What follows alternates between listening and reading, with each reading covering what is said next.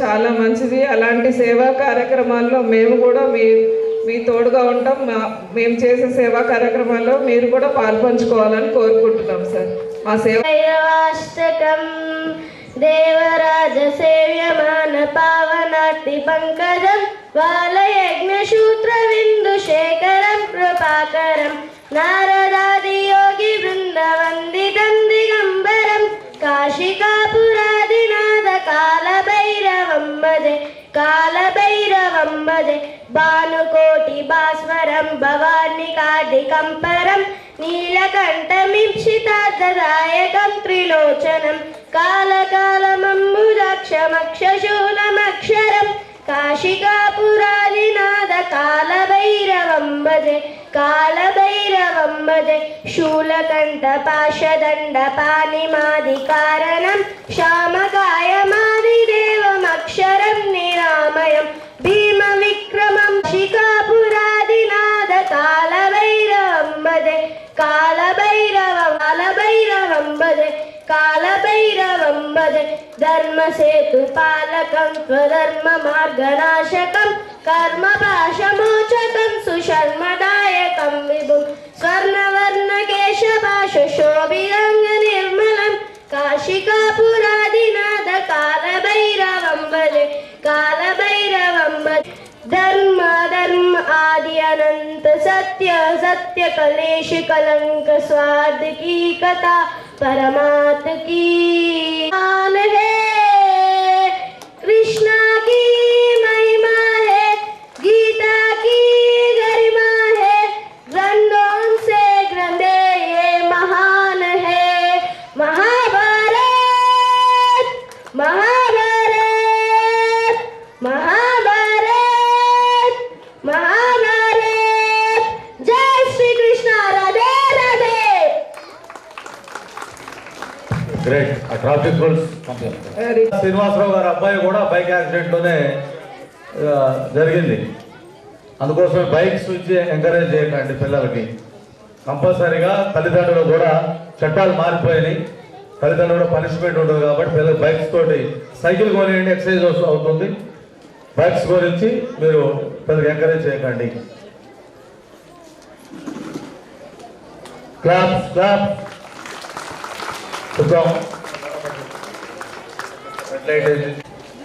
Traffic rules. It is a very important to know the traffic rules to be safe on the road. Never worry, walk on the road. Should always obey to the traffic signs. Red light means to stop. Green light means you can go. The car door must be opened by locking back. Should be never to go around in a moving school bus. Never across road on a bright but station crossing should be used to crossing the road. Hand must not be outside of vehicle window. Thank you.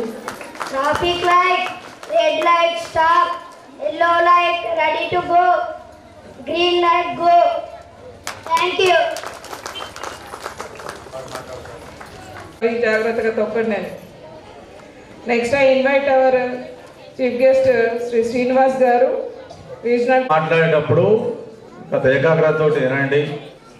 సభా మర్యాద, పెద్దలు మాట్లాడు, ఎవరు లేకపోతే ఎవరు మాడద్దు. అమ్మ teachers కూడా ఇక్కడ కూడా. నాకు తెలిసి ఈ యొక్క విద్యాలయానికి నేను ఇది 5th టైం అనుకుంటా రావడం. నాకు ఏదో గొప్ప అనుభూతి కలుగుతుంది. అంటే విద్యాలయం అంటే ఇట్ ఈస్ ఏ టెంపుల్, అందరికి తెలుసు. మనకు ఒక గుడికి వచ్చినట్టుగా,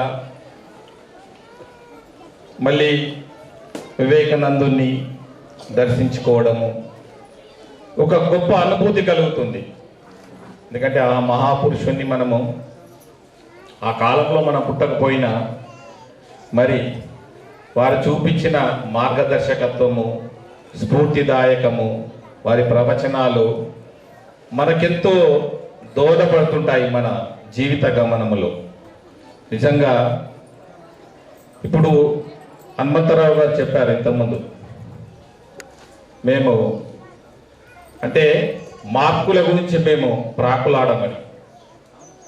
మేము చూస్తుంటాం, మనం మార్కుల గురించి అంటే మనము శ్రీ చైతన్యం లేకుంటే నారాయణ ఒకటికి వెళ్ళాలి. కానీ జీవితంలో పిల్లలకు మార్కులే ముఖ్యం కాదు, విలువలతో కూడిన విద్యను అందించడం గొప్ప విషయం. అది మీరు నెరవేరుస్తున్నారు. 70% మేము చదువుకున్న కాలంలో 35% వస్తేనే బాగా గొప్ప. 40-50% క్లాసులో ఫస్ట్ ర్యాంక్ ఉంటుండే. క్లాసులో మేము ఎప్పుడు 84-85 వేస్తే చదివేటప్పుడు మండలానికి ఒక 60% ఒక, ఇప్పుడు 99.9 100%. అదేందో అర్థమవుతలేదు మరి అది చూసి. అంటే పిల్లలు కూడా వాళ్ళలో ప్రజ్ఞ పెరిగింది, నాలెడ్జ్ పెరిగింది, షార్ప్ అవుతున్నారు పిల్లలు. కానీ దానికి తగ్గట్టుగా గెలవడమే ఒక లక్ష్యం కాదు, ఓటమిని తట్టుకునే శక్తి కూడా ఉండాలి. ఎందుకంటే జీవితంలో కష్టం వచ్చినప్పుడు నువ్వు దాన్ని అధిగమించే నీ బలం శక్తి లేకుంటే చదివినంత వ్యర్థమే. ఎందుకంటే చూస్తుంటాం పిల్లలు, చాలామంది పిల్లలు SSC exams, inter exams, degree exams అయిన తర్వాత అంటే ప్రభుత్వాలు ఒక 2-3 నెలల నుంచే ఈ మోటివేషన్ క్లాసెస్ అని, ఎలాంటి అనర్థాలు ఏదన్నీ కొంచెం మన డెసిషన్స్ తీసుకోవద్దు. కొందరు ఏంటంటే సూసైడ్ టెండెన్సీలో ఉంటారు. ఫెయిల్ కాగానే ఏదో చేసుకుందాం, అయ్యో జీవితమే అయిపోయినట్టు కొందరు ఫీల్ అవుతుంటారు. అవసరమే లేదు. నిజంగా ఫెయిల్ అయిన వాళ్ళు కూడా మళ్ళీ పాస్ అయ్యి, కొందరు ఐఏఎస్ ఐపీఎస్లు వాళ్ళ బయోగ్రఫీ చదువుతుంటే వాళ్ళ ఉంటుంటాయి. వాళ్ళ 10th క్లాస్ ఫెయిల్ అయిన వాళ్ళు తర్వాత చదివి తర్వాత గొప్పగా ఇంటర్ ఫెయిల్ అయిన వాళ్ళు, డిగ్రీ ఫెయిల్ అయిన వాళ్ళు కూడా ఐఏఎస్ ఐపీఎస్ ప్రిపేర్ అయ్యి సివిల్ సర్వీస్ రాసి వాళ్ళు మంచి స్థానాన్ని పొందిన సందర్భాలు ఎంతో మంది ఉన్నారు. అంటే ఒక్కసారి ఫెయిల్ అయ్యే కూడా మనము ఫీల్ కావద్దు, మళ్ళీ దాన్ని అధిగమించి మనం పాస్ అయ్యే దానికి మార్గం ఉంటుంది. కాబట్టి ఎలాంటి అనర్థదాయకమైన నిర్ణయాలు తీసుకోవద్దు. తల్లిదండ్రులు కూడా అంతే. అంటే పిల్లలకు ఎంత అది ఉంటుందో తల్లిదండ్రులకు కూడా వాళ్ళ యొక్క బాధ్యత ఎక్కువ ఉంటుంది, రెస్పాన్సిబిలిటీ. అంటే మనం పిల్లల మీద ఒత్తిడి పెంచద్దు, చదవాలి, పాస్ కావాలి అంటే అది వాళ్ళకు ఉంటుంది. నాలెడ్జ్ కావచ్చు, వాళ్ళకుండా ప్రజ్ఞ కావచ్చు. కాబట్టి ఇక్కడ నిజంగా హనుమంతరావు గారిని మరి నేను అందుకే నేను అభినందిస్తున్నాను సార్, శ్రీనివాస్ గారిని. ఎందుకంటే ఇద్దరు మేడమ్స్ కూడా వాళ్ళకు వెన్నంటి నిజంగా మీ సక్సెస్ వెనుక వారే ఉంటుండే మీ యొక్క విజయానికి కారణము. వివేకానంద బర్త్డే కూడా అవన్నీ చాలా గొప్ప గొప్ప కార్యక్రమాలు నిర్వహిస్తుంటారు. నిజంగా విలువలతోనే విద్య నేర్పిస్తున్నారు కాబట్టి నిజంగా గొప్ప విషయం సార్. మరి వేదిక పైన పెద్దలు హకీం గారు నిజంగా వారు స్పీచ్ స్టార్టింగ్లోనే వారి యొక్క వినయము, విధేయత, వారి యొక్క సేవా భావము నిజంగా అర్థమైపోయింది. జన్మనిచ్చిన తల్లిదండ్రులకు, చదువు నేర్పిన గురువులను వారు నిజంగా గుర్తు చేసుకోవడం చాలా గొప్ప విషయం. ఎవరైనా కూడా మొదటగా మనం ఈ భూమి మీద ఉన్నామంటే, ఇక్కడికి వచ్చినామంటే ముందుగా మనము ప్రణమినవలసింది మన తల్లిదండ్రులకు. తర్వాత మనం ఈ పొజిషన్లో ఇక్కడ ఉన్నామంటే గురువులు నేర్పిన విద్యనే కదా. నిజంగా సార్, ప్రపంచంలో సేవకు మించిన గొప్పది లేదు. మనము చాలామందిని చూస్తున్నాం, బిల్ గేట్స్, వారన్ బఫెట్, వీళ్ళందరూ కూడా కొన్ని లక్షల కోట్లు సంపాదించిన అల్టిమేట్గా వాళ్ళు తృప్తిని వెతుక్కుంది సర్వీసులనే. వాళ్ళు సంపాదించిన 70% బిల్ గేట్స్ కానీ, వారన్ బఫెట్ కానీ వాళ్ళు వివిధ దేశాలలో వీళ్ళు సర్వీస్కు వాళ్ళు చాలా ఉదారంగా వాళ్ళు సహాయం చేస్తున్నారు. అలాగే మన హకీం గారు కూడా నిజంగా వారు చెప్పారు, నేను పేదరికం నుంచి వచ్చాను, ఒక కూలి బిడ్డను. ఈ రోజులలో ఎట్లుంటుందంటే ఒక గొప్ప స్థాయి అయిన తర్వాత మూలాలు మర్చిపోతారు, చెప్పుకోరు కొందరు. నేను పుట్టినప్పటి నుంచి ఇదే స్థాయిలో ఉన్న లెవెల్లో ఉంటుంది బిల్డప్. కానీ వారు చూడండి ఏ స్థాయి నుంచి వచ్చాడో అది గర్వంగా చెప్పుకుంటున్నారు. నిజంగా హ్యాట్స్ ఆఫ్ టు సార్. 70% మీ సంపాదనలో నిజంగా సమాజ సేవకు మీరు నిజంగా కృషి చేస్తున్నారంటే చాలా గొప్ప విషయం. ఎందుకంటే ఈ రోజులలో డబ్బు ఈజీగా ఎవరు ఖర్చు పెట్టరు, ఇతరులకు అంతా ఈజీగా సాయం చేయరు. అంటే ఈ సమాజం ఇలా ఉందంటే అలాంటి వాళ్ళ గొప్పతనం వల్లనే సమాజం మనము ఇలా కొనసాగుతుంది. అలాగే ఇక్కడికి విచ్చేసిన మరి విద్యార్థుల తల్లిదండ్రులకు, విద్యార్థులకు నా యొక్క నమస్సుమాంజలు తెలియజేస్తున్నాను. అలాగే ఇంతకుముందు అప్పల్ డే అన్న, ఫేర్వెల్ అయినా కూడా ఒక పండుగ వాతావరణం ఉంటుంది. స్కూల్లో జరిగే ఏ ఫంక్షన్ అయినా కూడా పిల్లలు ఒక ఫెస్టివ్ మూడ్లోకి వెళ్ళిపోతుంటారు. ఇంట్లో జరిగే దీపావళి, రంజాన్ ఇవన్నీ పండుగలు వేరే ఎత్తు, అంతకన్నా మించిన పండుగ ఇది. స్కూల్లో జరిగే ఈ పండుగలు ఎలా ఉంటుందంటే పిల్లలు చాలా గొప్పగా ఎమోషనల్గా ఆ బాండింగ్ భలే ఉంటుంది. అలాగే ఇప్పుడు ఫేర్వెల్ కూడా చూడండి, ఎంత ఎమోషనల్ ఫీల్ అవుతారు. 9th క్లాస్ పిల్లలు, 10th క్లాస్ వాళ్ళకి ఇచ్చేటప్పుడు చాలా ఎమోషనల్. వాళ్ళ అటాచ్మెంట్ ఎలా ఉంటుందంటే కొందరు ఫస్ట్ క్లాస్ నుంచి ఇక్కడ జరుగుతుండొచ్చు, మధ్యలో క్లాసులో వచ్చేవారు ఉండొచ్చు. కానీ మన జీవితంలో ఈ ఫౌండేషనే first class to 10th class అనేది ఆ బాండింగ్ కూడా, ఫ్రెండ్స్ కూడా ఇక్కడి ఫ్రెండ్సే మనకు కలకాలం ఉంటారు. మనకు ఎల్లకాలం మనతో క్యారీ అయ్యేది అదే. ఇంటరు, డిగ్రీ పెద్దగా ఉండకపోవచ్చు, కానీ ఈ బాల్య స్నేహితులు అనేది చాలా గొప్ప విషయం. ఇదే గోల్డెన్ ఏజ్. బాల్య దశ, యవ్వన దశ, ఇవన్నీ దశలు ఉంటాయి కదా. బాల్య దశకు మించింది ఏది లేదు. మనకు చిన్నప్పుడు అనుకునే వాళ్ళం మేము కూడా పెద్ద దశనే బాగుంటుందని, కానీ పెద్ద దశ వినాక తెలుస్తుంది, ఎందుకంటే బాల్య దశనే చాలా గొప్పదని. కాబట్టి నిజంగా వాళ్ళ అమ్మాయిలు అద్భుతంగా డ్యాన్స్ చేశారు. ఇంతకుముందు ఒక అమ్మాయి భరతనాట్యం చేస్తూ చాలా, ఆమె ఎక్స్ప్రెషన్ చూస్తుంటే షీఈ్ ఏ క్లాసికల్ డ్యాన్సర్ 100%. మళ్ళీ వెల్కమ్ డ్యాన్స్ అమ్మాయిలు కూడా all my blessings and best wishes to your future అండి. అలాగే ఇంతకుముందు మన శ్రీనివాస్ సార్ చెప్పాడు, ఎందుకంటే ఎన్ని విలువలతోని మనం ఎడ్యుకేషన్ నేర్చుకున్నా మనము చట్టాలను గౌరవించడం నేర్చుకోవాలి. పోలీస్ చట్టాలు కావచ్చు, ఆర్టీఏ చట్టాలు కావచ్చు. ఎందుకంటే ఈ రోజులలో రోడ్డు ఎక్కంది రోజు గడవదు ఎవరికైనా. ప్రతిరోజు ఏ కుటుంబమైనా, ఇంట్లో కుటుంబ యజమానైనా, మరి ఇంట్లో గురువునైనా, పిల్లలైనా మనము స్కూలుకు రావాలన్నా రోడ్డు ఎక్కవలసిందే. రోడ్డు మీద అంటే ఏదో ఒక వాహనాన్ని ఆశ్రయించవలసిందే. వాహనముతోని, రోడ్డుతోని సంబంధం లేకుండా మన జీవిత గమనము సాగదు. అవునా కదా? ఒకరోజు మనము బస్సులు, వాహనాలు బంద్ ఉన్నాయంటే మనము చాలా అలలా ఆడిపోతాం, భరించలేము. ఇప్పుడు మీరందరూ ఇక్కడికి వచ్చారు, ఏదో ఒక వాహనం ఆశ్రయించి వచ్చారు, ఒక రోడ్డును ఆశ్రయించి వచ్చారు. కానీ మరి వాహనం ఆశ్రయించినప్పుడు, రోడ్డును ఆశ్రయించినప్పుడు రోడ్డు నిబంధనలు ఉంటాయి, ట్రాఫిక్ రూల్స్ ఉంటాయి. అవన్నీ పాటిస్తున్నామో లేదా చూసుకోవాలి. ఎందుకంటే రోడ్డు ప్రమాదానికి ఎవరు అతీతులు గారు. మీకు తెలుసా మన దేశంలో రోడ్డు ప్రమాదాల వల్ల ఎంతమంది చనిపోతున్నారు?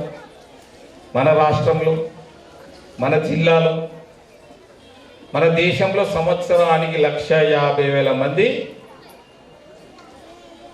మన దేశంలో, మన భారతదేశంలో 150,000కు మించి చనిపోతున్నారు.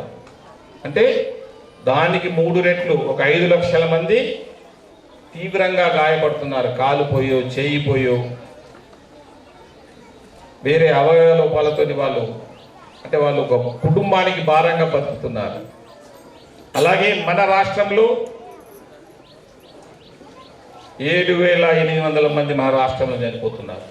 తెలంగాణ రాష్ట్రంలో అంతకు 3 రెట్లు గాయపడుతున్నారు. మన నిజామాబాద్ జిల్లాలో 300 మంది చనిపోతున్నారు. ఈ సంవత్సరం 285, పోయిన సంవత్సరం 330 మంది చనిపోయారు రోడ్డు ప్రమాదాల వల్ల. చూడండి, మన బోధన పట్టణం ఎంత జనాభా ఉంటుంది? ఒక 30,000 మంది ఉంటారు, 40,000 మంది. వారిని ఒక 20-30 అంటే ఒక నిజామాబాద్ డిస్ట్రిక్ట్ తీసుకోండి, టౌన్ నాకు తెలిసి 70 లక్షల కన్నా ఎక్కువ ఉండదు. అంటే దేశంలో ప్రతి సంవత్సరం ఒక పట్టణం వ్యానిష్ అయిపోతుంది. 150,000 మంది అంటే చనిపోతున్నారంటే ఒక పట్టణం లేచిపోతున్నట్టే కదా. మరి ఇట్లా ఒక 10 సంవత్సరాలు లెక్క తీసుకుంటుంటే ఎన్ని కుటుంబాలు రోడ్డు మీదకి వస్తున్నాయి. కుటుంబం అనేది ఒక హ్యాపీగా సంతోషంగా సాగుతున్న కుటుంబంలో ప్రమాదం అనేది ఒక అకస్మాత్తుగా వస్తుంది. మనం చూసాం, మనము మధ్య ఒకసారి చేవెళ్ళ దగ్గర ఒక యాక్సిడెంట్ అయింది, బస్సు యాక్సిడెంట్, తెలుసు కదా, అందరికి తెలిసే ఉంటుంది కదా. 3 అక్కచెల్లెలు చనిపోయారు. ఒకే కుటుంబం నుంచి ఒక 3 అక్కచెల్లెలు, 3 పాపం హైదరాబాద్లో వివిధ కాలేజీలలో డిగ్రీ చదువుతున్నారు. వాళ్ళ కజిన్ సిస్టర్ మ్యారేజ్ కానీ వెళ్ళారు, మంచిగా సంతోషంగా హ్యాపీగా గడిపారు, అన్ని ఈవెంట్స్లో పాల్గొన్నారు. ఆ స్మృతులు మరవకముందే మరి ఆ బస్సు మీద లారీ పడి 19 మంది చనిపోయారు. ఒకే కుటుంబం నుంచి ఒక 3 అక్కచెల్లెలు చనిపోతే ఆ కుటుంబ పరిస్థితి, ఆ తల్లిదండ్రులు ఎంత బాధపడతారు. మనమే ఎంతో బాధపడ్డాము. రాష్ట్రంలో ఉన్న ప్రతి కుటుంబం బాధపడ్డది ఆ సంఘటనతోని, అవునా కదా. అలాగే ఒక ఇంటి పెద్ద ఉంటాడు, కుటుంబ యజమాని, అతనే ఇంటికి ఆధారం, అతని సంపాదనతోనే కుటుంబం బతుకుతుంది. అతను అకస్మాత్తుగా చనిపోతే ఆ కుటుంబ పరిస్థితి ఏంటి ఒక్కసారి ఆలోచించండి. ఎందుకంటే ప్రతిరోజు డ్రంక్ అండ్ డ్రైవ్ నడుస్తుంటుంది మన బోధన పట్టణంలో, వారిని ప్రతి పోలీస్ స్టేషన్లో చేస్తుంటారు. డైలీ ఒక 10 మంది దాకా పట్టుబడుతుంటారు. తెలియదు వాళ్ళకు మద్యం తాగి వాహనం నడపద్దని తెలుసు, హెల్మెట్ పెట్టుకోవాలని అందరికీ తెలుసు, కారు నడిపే వాళ్ళు సీటు పెట్టుకోవాలని తెలుసు, అన్నీ తెలుసు. ఎందుకంటే మనము నిర్లక్ష్యం నీడలో బతుకుతున్నాం. ఏమవుతుందిలే అని ఒక ఓవర్ కాన్ఫిడెన్స్. ఈ మధ్య పిల్లలకు మరి ఇంతకుముందు సార్ చెప్పాడు, ప్రతి స్కూల్లో తల్లిదండ్రుల పాపం పిల్లలను ఎంత నచ్చో కానీ అంతకన్నా తల్లిదండ్రులు ఎక్కువ అనాలి. ఇట్లా పొరపాటు వాళ్ళది ఉంటుంది. తల్లిదండ్రులు బాగా చాలా గర్వంగా ఫీల్ అవుతారు. ఫ్రెండ్స్ కలిసినప్పుడు మా బాబు 7 ఇయర్సే, బైక్ చేతులు వదిలేసి నడుపుతాడు, హైవే మీద కారు 100 స్పీడ్లో పోతాడు అని ఒక పెద్ద గర్వంగా ఫీల్ అవుతుంటారు. కానీ ప్రమాదం జరిగినప్పుడు తెలుస్తుంది. ఎందుకంటే పాతకాలం లెక్క అప్పుడు తల్లిదండ్రులు 5, 6, 10 మందిని కన్నా సంఘటనలు మేము చూసాం. మా ఇంట్లో 10 మంది మేము, మా ఊళ్ళో అందరూ 10, 12 మంది అనేవాళ్ళు. ఇప్పుడు ఒక్కరు లేకుంటే ఎవరు లేరు. ఒక్కరు కంటే కష్టమవుతుంది ఇప్పుడు. కాబట్టి అల్లారు ముద్దుగా పెంచుకుంటున్నాం. ఆ బాబుకి ఏమన్నా అయితే మనం భరించలేం పేరెంట్స్. కాబట్టి 18 సంవత్సరాలు రండి పిల్లలకు వెహికల్స్ ఇవ్వద్దు. 18 సంవత్సరాలు వస్తే వెహికల్ ఇవ్వచ్చా? లేదు. లైసెన్స్ తీసుకోవాలి, లర్నింగ్ లైసెన్స్ తీసుకోవాలి, నేర్పాలి, గ్రౌండ్లో నేర్పాలి. అప్పుడు పర్ఫెక్ట్ అనిపిస్తేనే, అప్పుడు వాహనానికి అన్ని పేపర్లు ఉంటేనే, ఇన్సూరెన్స్ అవన్నీ పేపర్లు కరెక్ట్ ఉంటేనే వాహనాన్ని నడపవలసిన అవసరం ఉంటుంది. ఎందుకంటే ఈ మధ్య చట్టాలు బాగా కఠినతరమైనవి. జువెనైల్ డ్రైవింగ్, మైనర్ డ్రైవింగ్ అంటారు. బోధనలో కూడా ఒక పేరెంట్ జైలుకి కూడా వెళ్ళొచ్చాడు. అతను ఇప్పటికీ వారానికి ఒకసారి ఒక స్కూల్ హెడ్ మాస్టర్, అతను ప్రైవేట్ స్కూల్ హెడ్ మాస్టర్. మేము ఇలానే ప్రోగ్రామ్ చెప్తుంటే అతను చెప్తున్నాడు అతని అనుభవం. మన దాకా వచ్చే వరకు తెలియస్తారు ఏ విషయమైనా. ఏం చెప్తుంటే విన్నాను కానీ మా బాబు అట్లా జువెనైల్ డ్రైవింగ్లో పట్టుబడితే నేను జైలుకి వెళ్ళవలసి వచ్చింది. ఆ బాధతో నాకు హార్ట్ అటాక్ వచ్చి 2 స్టంట్లు పడ్డాయి. అతను పాపం బాధతో చెప్తున్నాడు. ఆ విషయం కూడా ఆ స్కూల్లో చెప్పాను. చూడండి, ఏ విషయమైనా మన దాకా వచ్చే వరకు తెలియదు. అది తెలుసుకున్న వాడే గొప్పవాడు, అవునా కదా. కాబట్టి మీరు మరి బైక్ నడిపేటప్పుడు హెల్మెట్ పెట్టడము, ಮತ್ತೆ సెల్ ఫోన్ అనేది ఎట్లయిపోయిందంటే ఒక్కొక్కరికి 2-3 ఫోన్లు, జనాభాకు మించి డబుల్ ఉంటుంది నాకు తెలిసి. పక్కన భార్యాభర్త లేకుండా ఉంటాం కానీ సెల్ ఫోన్ ఒక నిమిషం లేకుండా ఉండలేము మనం. రోజుల కొద్ది భార్యాభర్త లేకుండా ఉండగలుగుతాం. ఇంట్లో యుద్ధాలు జరుగుతాయి సెల్ ఫోన్ గురించి. ఎక్కడో పెడతాం, మర్చిపోతాం. భర్త అడుగుతాడు, ఏమైనా నా ఫోన్ దొరుకుతలేదని. రింగ్ ఇవ్వండి దొరుకుతుంది అంటారు. రింగ్ ఇస్తే ఏమున్నది, అది సైలెంట్ ఉంటుంది, ఎక్కడో మెత్త కింద ఉంటుంది. లాస్ట్కి మళ్ళీ ఇంట్లో ఉన్న పని వచ్చి వెతికిస్తే దొరుకుతుంది. అంటే సెల్ ఫోన్ యూసేజ్ అనేది నిజంగా దాన్ని కరెక్ట్గా వాడితే ప్రపంచం నీ చేతిలో ఉన్నట్టే. దాన్ని నిజంగా మనం కరెక్ట్గా వాడితే. మేము ఇంజనీరింగ్ చదివేటప్పుడు ఒక సబ్జెక్ట్ చదవాలంటే ఒక 10 రకాల బుక్స్ ఉంటుండే. ఇంజనీరింగ్ మెకానిక్స్ చదవాలంటే 10 రకాల ఆథర్స్ ఇచ్చిన బుక్స్ చదివితేనే అప్పుడు పాస్ అయ్యేవాళ్ళు. ఇప్పుడు ఏముంది, సెల్ ఫోన్లో కొడితే మొత్తం వచ్చేస్తుంది. మరి చదువు కూడా అట్లా అయిపోయింది. బుక్స్ కన్నా సెల్ ఫోన్లో చదివేస్తున్నారు అందరు. మరి కొత్త వచ్చాయి, చాట్ జీపీటీ అని ఏదన్నా ప్రతి ఒక్కటి, ఈవెన్ లెటర్ టైపింగ్ కూడా అదే, అదే చెప్పేస్తుంది. రాను మన మైండ్కు, అంటే మన మైండ్లో కోట్ల న్యూరాన్స్ ఉంటాయంటారు, డెడ్ అయిపోతాయి. రోబోలు వచ్చాయి, టెక్నాలజీ. మరి అది నవ్వాలో ఏడవాలో అర్థమవుతలేదు. కానీ రాను మనిషి మరి నిర్వీర్యం అయిపోయేటట్టున్నాడు. మనం సినిమా చూసాం రోబోను, అవే శాసించే స్థాయికి వస్తాయి. మనం తయారు చేసిందే మన వినాశనానికి దారితీస్తుంది. అట్లనే మనం ఈ ఇన్వెన్షన్స్, డిస్కవరీస్ పేరు మీద ప్రకృతిని నాశనం చేసేసాం. ఈ ప్రకృతిలో దేవుడు మనలను బాబు జీవరాశులతో బాబు మమేకమై బతుకురాని పంపిస్తే మనం ఏం చేస్తున్నాం, జీవరాశులను చంపేస్తున్నాం, ఉన్న పంచభూతాలను నాశనం చేసేస్తున్నాం. భవిష్యత్తుకు ఏం మిగిలించడం లేదు. అవునా కదా? ప్రతిదీ నష్టమే. మనం ఏ కంఫర్ట్ తీసుకున్నా, కారు తీసుకోండి, పెట్రోల్ డీజిల్ అని చెప్పేసి ఈ మధ్య ఈవీ వెహికల్స్ వచ్చాయి, అది కూడా నష్టమే. లాస్ట్గా బ్యాటరీ డిస్పోజల్స్ కూడా ఎట్లా చేయాలో కూడా మళ్ళీ అది కష్టమే. మళ్ళీ లాస్ట్కి మళ్ళీ ఇప్పుడు మన ఫుడ్లో ఏమైంది, మళ్ళీ పాత తరాన్ని పెట్టాం. ఇప్పుడు ఏమేమో వచ్చి ఉండే, నాన్ స్టిక్ అని ఇవన్నీ వచ్చినాయి. లాస్ట్కి అవన్నీ వాటి వల్ల క్యాన్సర్ వస్తుందని తెలిసింది. ఇప్పుడు మళ్ళీ మట్టి పాత్రలోకి వెళ్తున్నాం అందరం, మళ్ళా వెనుకకి వెళ్ళిపోతున్నాం. ఎందుకంటే గ్యాస్ వంటకం కూడా మంచిది కాదన్నారు, కట్టెల పొయ్యే బెస్ట్ అన్నారు. ఇవన్నీ ఏంటంటే మళ్ళీ మనం పాతకాలానికి వెళ్ళిపోతున్నాం, అదే మంచిది. కాబట్టి థ్యాంక్ యూ, మీరు నాకు ఈ అవకాశం ఇచ్చినందుకు. మరి ఒక గొప్ప పాఠశాలలో మీరు చదువుతున్నారు, విలువలతో ఉన్న విద్యాభ్యాసం ఇక్కడ దొరుకుతుంది. అది పిల్లలకు అవసరం. ఎందుకంటే 70%, 60% చాలా పాస్ అయితే సరిపోతుంది. తర్వాత మరి మనకు విలువలు లేకుంటే జీవితమే వేస్ట్. కాబట్టి ఈ అవకాశం ఇచ్చిన మరి స్కూల్ యాజమాన్యానికి నా యొక్క ధన్యవాదాలు తెలుపుకుంటూ, మరి ఇక్కడ ముద్దుగుమ్మల పిల్లలబ్బా చాలా బ్లాసమింగ్ ఫ్లవర్స్ లెక్కున్నారు. All my blessings to you. And పిల్లలందరికీ నా యొక్క బ్లెస్సింగ్స్ అండి, దీవెనలు. Thank you. ఇచ్చారు పేరెంట్స్కి అలాగే విద్యార్థులకు కూడా. ఎందుకంటే ప్రతి ఒక్కరి లైఫ్లో రూల్స్ ఫాలో అవుతూనే అది మనల్ని రూల్స్ బ్రేక్ చేయకుండా మనల్ని కాపాడుతూ ఉంటుంది. ఒకవేళ మనం రూల్స్ బ్రేక్ చేస్తే మన లైఫ్లో ఏది పాసిబుల్ కాదు, అది అన్నీ ఇంపాసిబుల్ అయిపోతూ ఉంటాయి. So rule is important for every human being, అది common thing. Thank you sir. సన్మానం సేవా సమితి సభ్యులు